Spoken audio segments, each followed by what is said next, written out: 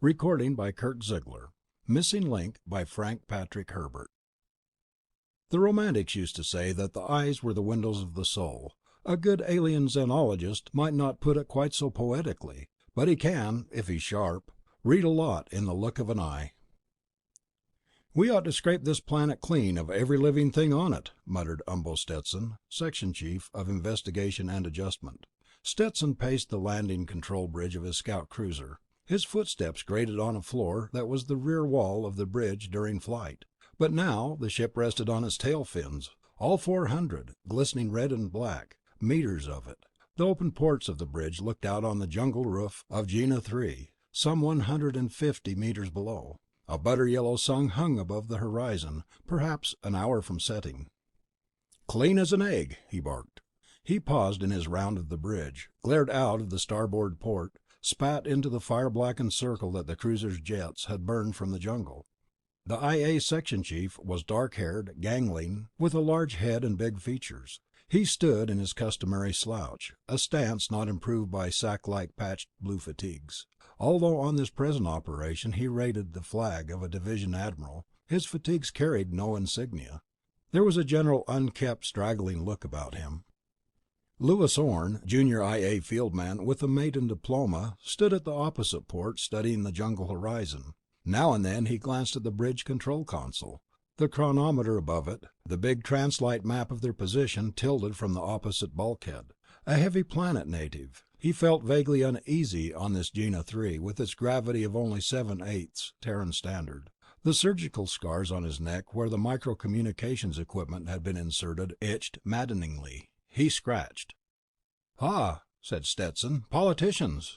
A thin black insect with shell-like wings flew in Orne's port, settled in his close-cropped red hair. Orne pulled the insect gently from his hair, released it. Again it tried to land in his hair. He ducked. It flew across the bridge and out the port side Stetson. There was a thick-muscled, no-fat look to Orne, but something about his blocky, off-center features suggested a clown. "I'm getting tired of waiting," he said. "Ha! You're tired, ha!" A breeze rippled the tops of the green ocean below them. Here and there, red and purple flowers jutted from the verdure, bending and nodding like an attentive audience.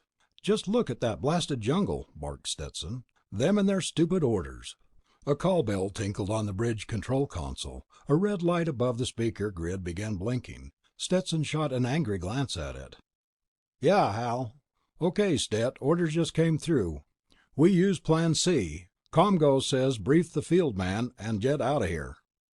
"Did you ask them about using another field man?" Orne looked up attentively. The speaker said, "Yes. They said we have to use Orne because of the records on the Delphinus." "Well then, will they give us more time to brief him?" "Negative. It's crash priority. Comgo expects to blast the planet anyway." Stetson glared at the grid. "Those fat-headed, lard-bottomed, pig-brained politicians!" He took 2 deep breaths, subsided. "Okay, tell them we'll comply." "One more thing, Stet." "What now?" "I've got a confirmed contact." Instantly, Stetson was poised on the balls of his feet, alert. "Where?" "About 10 kilometers out. Section AAB6. "How many?" "A mob. You want I should count them?" "No, what are they doing?" "Making a beeline for us. You better get a move on." "Okay, keep us posted." "Right." Stetson looked across at his junior field man. "Orne, if you decide you want out of this assignment, you just say the word. I'll back you to the hilt." "Why should I want out of my first field assignment?" "Listen and find out." Stetson crossed to a tilt locker behind the big translite map, hauled out a white coverall uniform with a gold insignia, tossed it to Orne. "Get into these while I brief you on the map." "But this is an R&R unit," began Orne. "Get that uniform on your ugly frame." "Yes, sir, Admiral Stetson, sir. Right away, sir. But I thought I was through with the old rediscovery and re-education when you drafted me off a Hamel into the IA, sir." He began changing from the IA blue into the R&R white. Almost as an afterthought, he said, "Sir." A wolfish grin cracked Stetson's big features. "I'm so happy you have the proper attitude of subservience toward authority." Orne zipped up the coverall uniform. "Oh, yes, sir. Sir." "Okay, Orne, pay attention." Stetson gestured at the map, with its green superimposed grid squares. "Here we are. Here's that city we flew over on our way down. You'll head for it as soon as we drop you. The place is big enough that if you hold a course roughly northeast, you can't miss it. We're... Again, the bell rang. "What is it this time, Hal?" barked Stetson. "They've changed to Plan H, Stet. New orders cut." 5 days? "That's all they can give us. ComGO says he can't keep the information out of High Commissioner Ballone's hands any longer than that." "It's 5 days for sure, then." "Is this the usual R&R foul-up?" asked Orne. Stetson nodded. "Thanks to Ballone and company, we're just one jump ahead of catastrophe. But they still pump the bourgeois into the rah-rah boys back at dear old Unigalacta." "You're making light of my revered alma mater," said Orne. He struck a pose. "We must reunite the lost planets with our centers of culture and industry, and take up the glorious onward march of mankind that was so brutally—" "Can it," snapped Stetson. "We both know we're going to rediscover one planet too many someday. Rim War all over again. But this is a different breed of fish. It is not a repeat, not a rediscovery." Orne sobered. "Alien?" "Yes, ALIEN. A never-before contacted culture. That language you were force-fed on the way over here, that's an alien language. It's not complete. All we have off the minis, and we excluded the data on the natives because we've been hoping to dump this project and nobody the wiser." "Holy mazoo." 26 days ago, an IA search ship came through here. Had a routine mini-sneaker look at the place. When he combed in his net of sneakers to check the tapes and films, lo and behold, he had a little stranger." "One of theirs?" "No, it was a mini, off the Delphinus rediscovery. The Delphinus had been unreported for 18 standard months." "Did it crack up here?" "We don't know. If it did, we haven't been able to spot it. She was supposed to be way off in the Balandine system by now, but we've something else on our minds. It's the one item that makes me want to blot out this place and run home with my tail between my legs. We've, Again, the call bell chimed. "Now what?" roared Stetson into the speaker. "I've got a mini over that mob, Stet. They're talking about us. It's a definite raiding party." "What armament?" "Too gloomy in that jungle to be sure. The infrared beam's out on this mini. Looks like hard pellet rifles of some kind. Might even be off the Delphinus." "Can't you get closer?" "Wouldn't do any good. No light down there, and they're moving up fast." "Keep an eye on them, but don't ignore the other sectors," said Stetson. "You think I was born yesterday?" barked the voice from the grid. The contact broke off with an angry sound. "One thing I like about the IA," said Stetson. "It collects such even-tempered types." He looked at the white uniform on Orne, wiped a hand across his mouth as though he had tasted something dirty. "Why am I wearing this thing?" asked Orne. "Disguise." "But there's no mustache." Stetson smiled without humor. "That's one of IA's answers to those fat keistered politicians. We're setting up our own research system to find the planets before they do. We've managed to put spies in key places at R&R. Any touchy planets our spies report, we divert the flies." "Then what?" "Then we look into them with bright boys like you, disguised as R&R fieldmen." "Goody, goody. And what happens if R&R stumbles onto me while I'm down there playing patty cake?" "We disown you." "But you said an IA ship was found at this joint." "It did. And then one of our spies in R&R intercepted a routine request for an agent instructor to be assigned here with full equipment. Request signed by the first contact officer, name of Diston, of the Delphinus." "But the Del—" "Yeah, missing. The request was a forgery. Now you see why I'm mostly for rubbing out this place. Who'd dare forge such a thing unless he knew for sure that the original FC officer was missing or dead?" "What the jumped-up mazoo are we doing here, Stet?" asked Orne. "Alien calls for a full contact team with all the—" "It calls for one planet buster bomb buster in 5 days. Unless you give them a white bill in the meantime. High Commissioner Ballone will have word of this planet by then. If Gina 3 still exists in 5 days, can't you imagine the fun the politicians will have with it?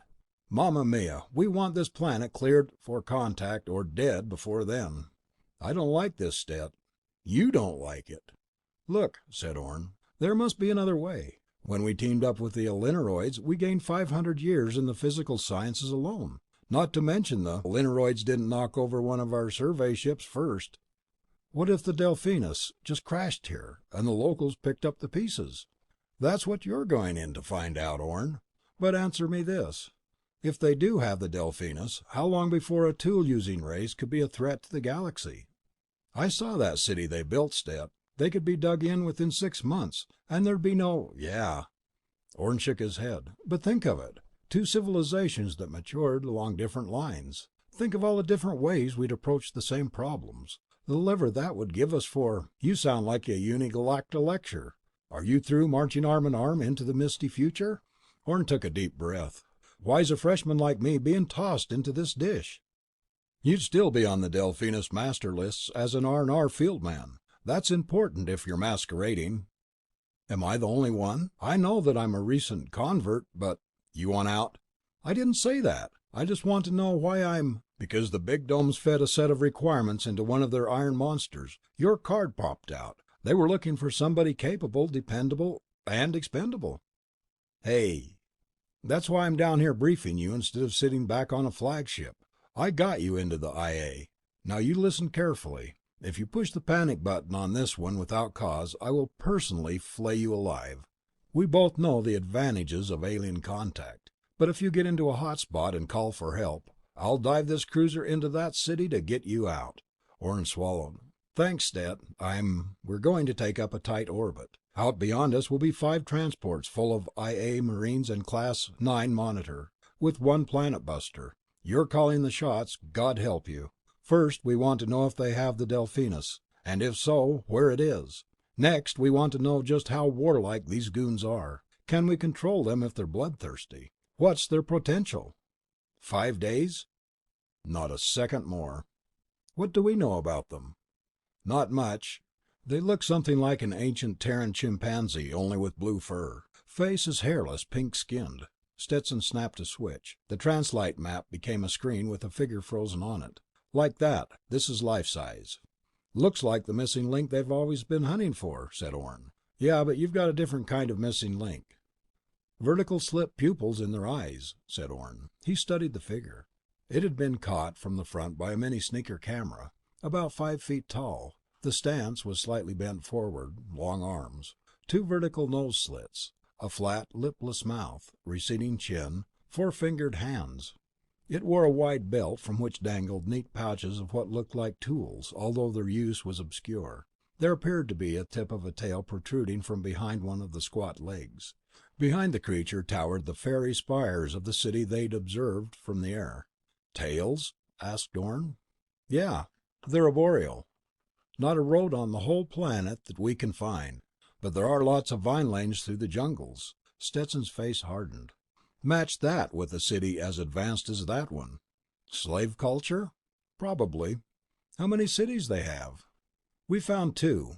This one and another one on the other side of the planet. But the other one's a ruin. A ruin? Why?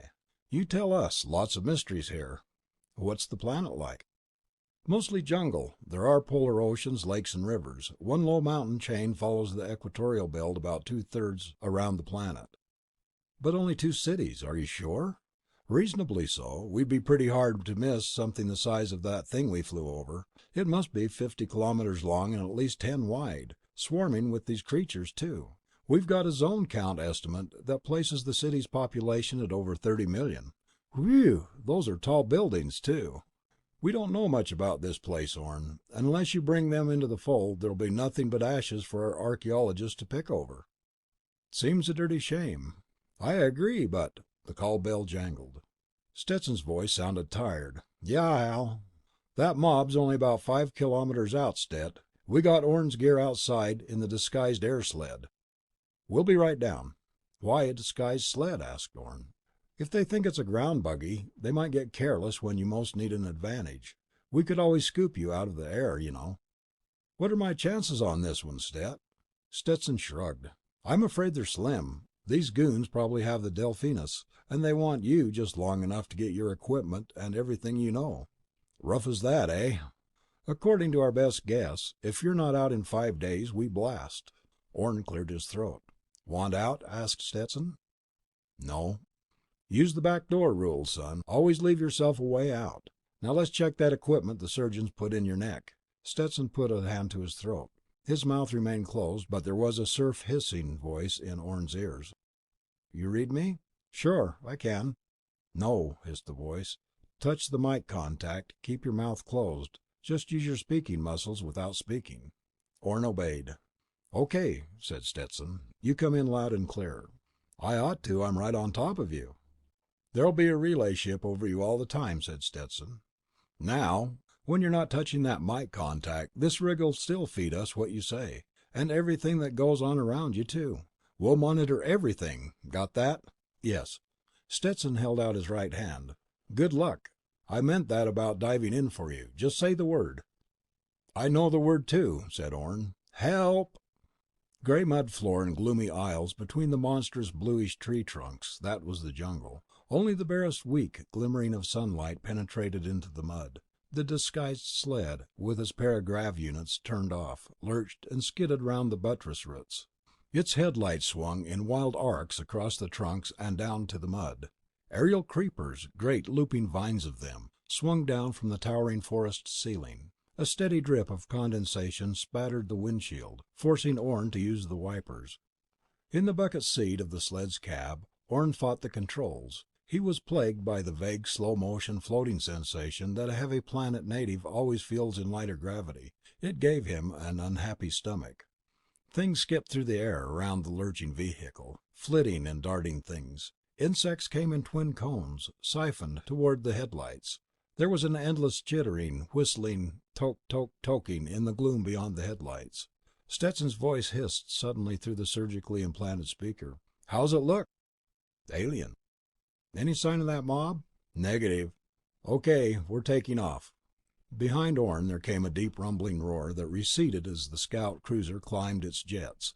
All other sounds hung suspended in after silence, then resumed. The strongest first and then the weakest. A heavy object suddenly arced through the headlights, swinging on a vine. It disappeared behind a tree. Another. Ghostly shadows with vine pendulums on both sides. Something banged down heavily into the hood of the sled. Orne braked to a creaking stop that shifted the load behind him, found himself staring through the windshield at a native of Gina 3.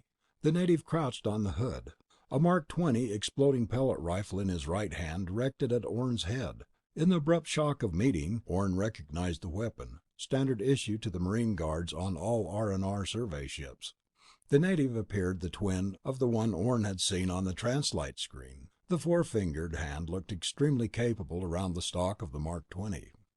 Slowly, Orne put a hand to his throat, pressed the contact button. He moved his speaking muscles. "Just made contact with the mob. One on the hood now has one of our Mark 20 rifles aimed at my head." The surfing hiss of Stetson's voice came through the hidden speaker. "Want us to come back?" "Negative. Stand by. He looks cautious rather than hostile." Orne held up his right hand, palm out. He had a second thought, held up his left hand too. Universal symbol of peaceful intentions, empty hands. The gun muzzle lowered slightly. Orne called into his mind the language that had been hypno-forced into him. "Ochiro? No, that means the people. And he had the heavy fricative greeting sound. "Froyo ragazzi," he said. The native shifted to the left and answered in pure, unaccented high Galactese. "Who are you?" Orne fought down a sudden panic. The lipless mouth looked so odd, forming the familiar words. Stetson's voice hissed. "Is that the native speaking Galactese?" Orne touched his throat. "You heard him." He dropped his hand and said, "I'm Lewis Orne of Rediscovery and Re-education. I was sent here at the request of the first contact officer on the Delphinus Rediscovery." "Where's your ship?" demanded the Genian. "It put me down and left." "Why?" "It was behind schedule for another appointment." Out of the corner of his eyes, Orne saw more shadows dropping to the mud around him. The sled shifted as someone climbed onto the load behind the cab. Someone scuttled agilely for a moment. The native climbed down to the cab's side step, opened the door. The rifle was held at the ready. Again, the lipless mouth formed Galactese words. "What do you carry in this vehicle?" "The equipment every R&R field man uses to help the people of a rediscovered planet improve themselves." Orne nodded at the rifle. "Would you mind pointing that weapon in some other direction? It makes me nervous." The gun muzzle remained unwaveringly on Orne's middle. The native's mouth opened, revealing long canines. "Do we not look strange to you?"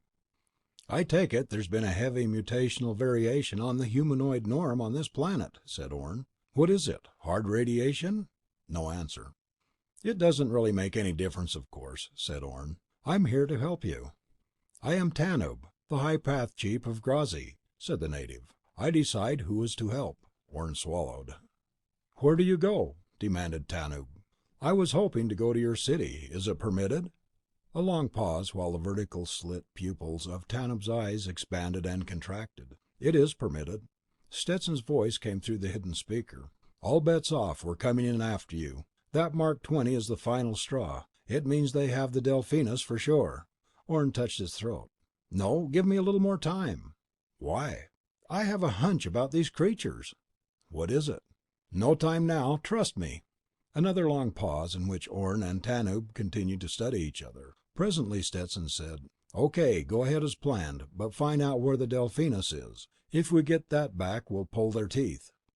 Why do you keep touching your throat? Demanded Tanub. I'm nervous, said Orne. Guns always make me nervous. The muzzle lowered slightly. Shall we continue to your city? Asked Orne. He wet his lips with his tongue. The cab light on Tanub's face was giving the Genin an eerie, sinister look. We can go soon, said Tanub. Will you join me inside here? Asked Orne. There's a passenger seat right behind me. Tanub's eyes moved cat-like, left and right. Yes, he turned, barked an order into the jungle gloom, then climbed in behind Orne. When do we go? Asked Orne. The sun will be down soon, said Tanub. We can continue as soon as Chiruso, our satellite, our moon, said Tanub. It's a beautiful word, said Orne. Chiruso. In our tongue it means the limb of victory, said Tanub. By its light we will continue.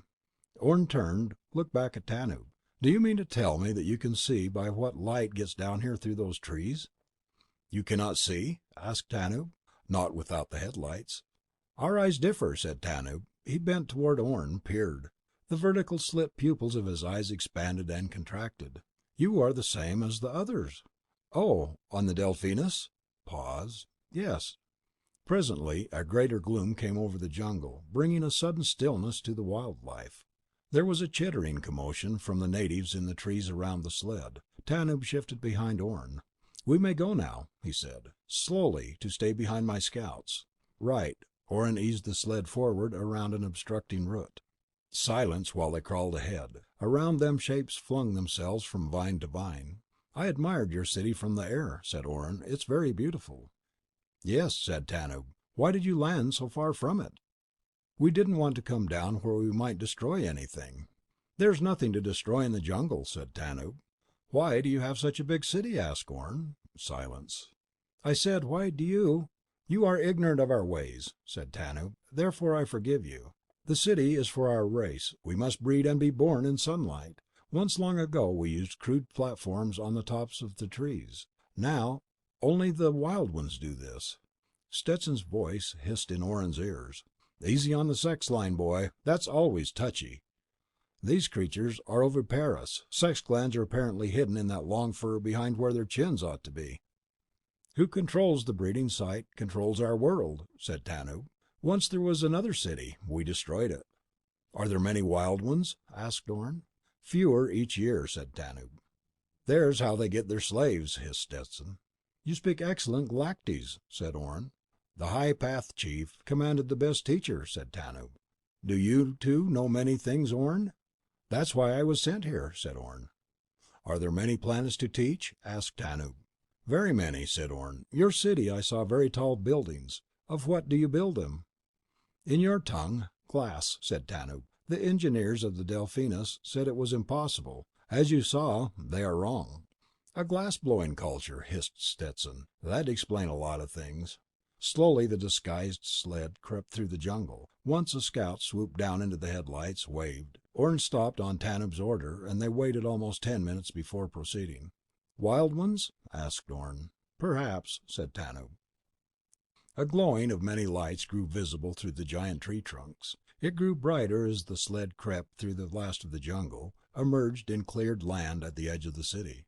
Orne stared up in awe. The city fluted and spiraled into the moonlit sky. It was a fragile appearing lacery of bridges, winking dots of light. The bridges wove back and forth from building to building until the entire visible network appeared one gigantic dew-glittering web. All that with glass, murmured Orne.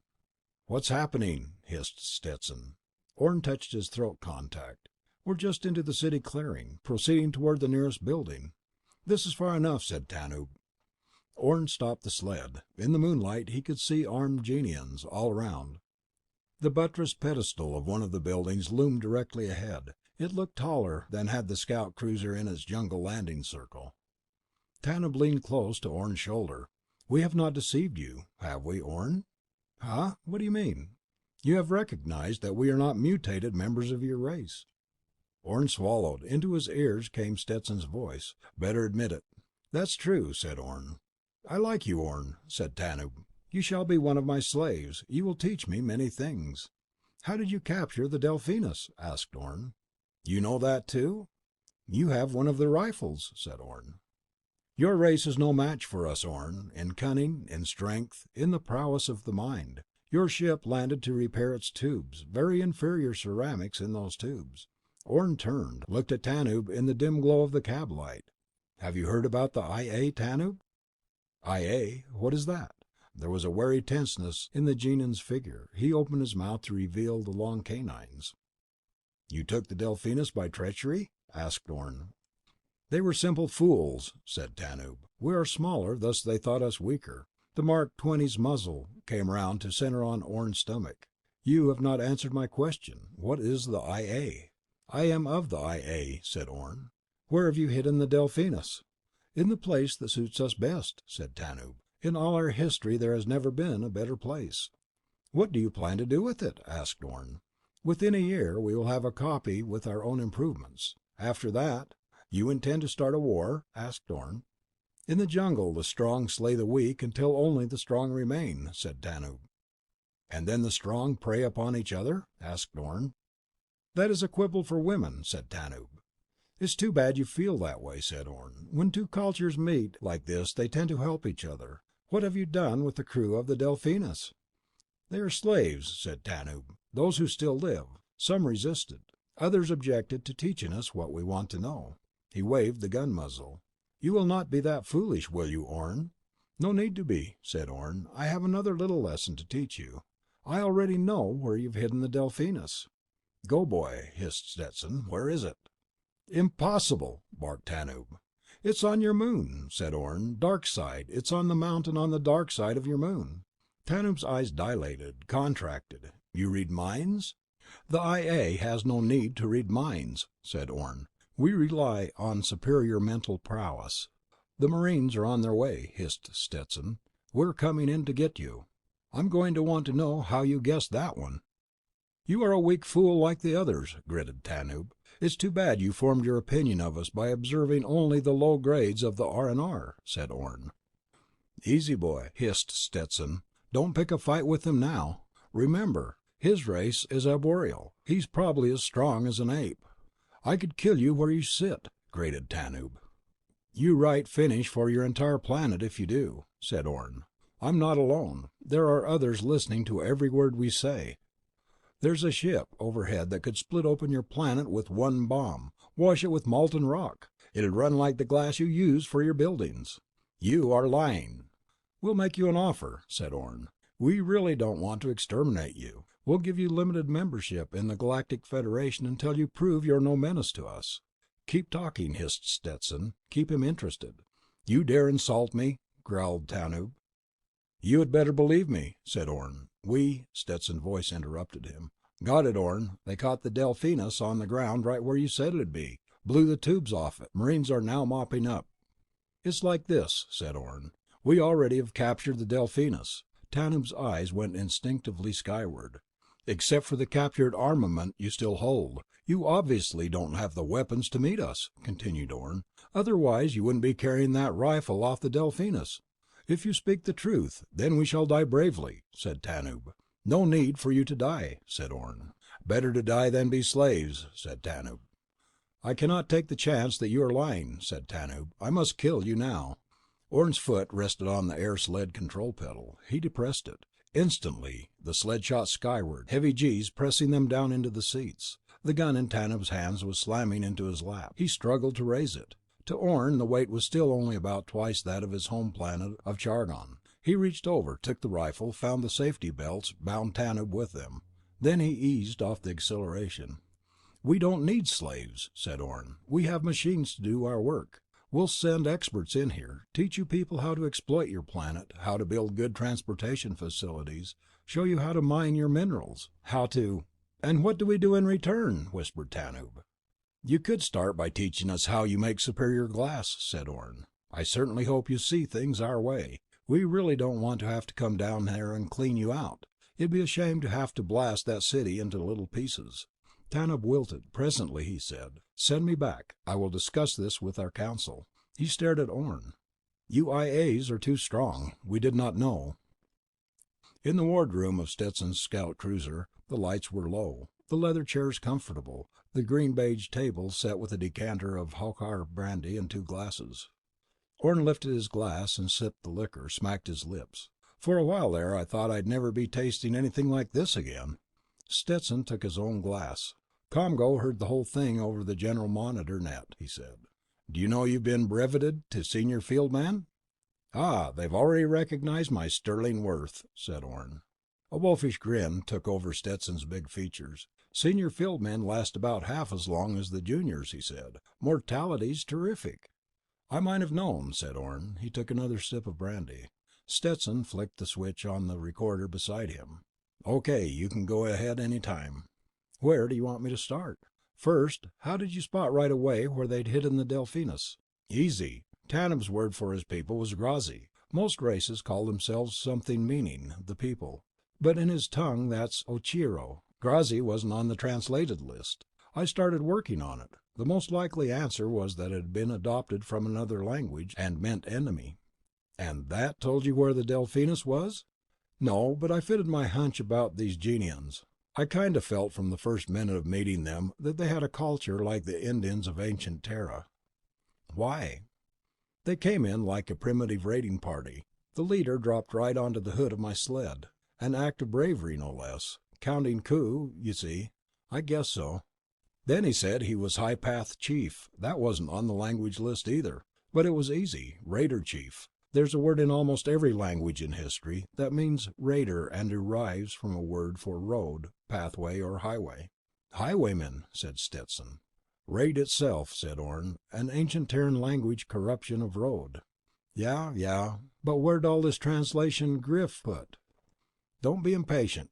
Glass-blowing culture meant they were just out of the primitive stage. That we could control. Next, he said their moon was Chiranachuruso, translated the Limb of Victory. After that, it just fell into place." "How?" "The vertical slits on the pupils of their eyes. Doesn't that mean anything to you?" "Maybe. What does it mean to you?" "Night-hunting predator accustomed to dropping upon its victims from above. No other type of creature ever has had the vertical slit. And Tanub said himself that the Delphinus was hidden in the best place in all their history." "History. That would be a high place. Dark, likewise. Ergo, high place on the dark side of their moon." "I'm a pie-eyed Greepus," whispered Stetson. Orne grinned and said, "You probably are, sir." End of Missing Link by Frank Patrick Herbert. Recording by Kirk Ziegler, Ogden, Utah. Voiceovers by Kirk.com.